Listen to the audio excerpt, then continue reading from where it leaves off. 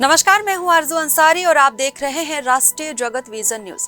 राजधानी में एक्सप्रेसवे के पास एक नाले में युवक की लाश मिलने से सनसनी फैल गई है। मृतक की पहचान 25 वर्षीय मेघराज साहू निवासी चंपारण के रूप में हुई है। हैरानी की बात तो यह है कि शव के पास ही एक यामाहा मोटरसाइकिल CG04 PF5676 भी बरामद हुई है, जिससे यह मामला और भी संदिग्ध लग रहा है। घटना की सूचना मिलते ही पुलिस मौके पर पहुंची और जांच शुरू कर दी। प्रारंभिक जांच में पुलिस को शक है कि युवक की हत्या कर शव को नाले में फेंका गया होगा।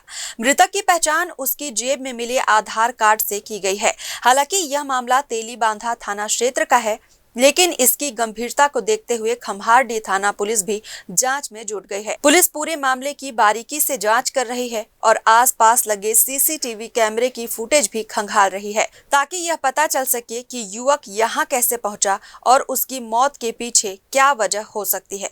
पुलिस कई पहलुओं पर जांच कर रही है। फिलहाल इस खबर में बस इतना ही। देश प्रदेश की खबरों से अपडेटेड रहने के लिए हमारे चैनल को सब्सक्राइब करें और नए खबरों के नोटिफिकेशन के लिए बेल आइकन को जरूर दबाएं। नमस्कार।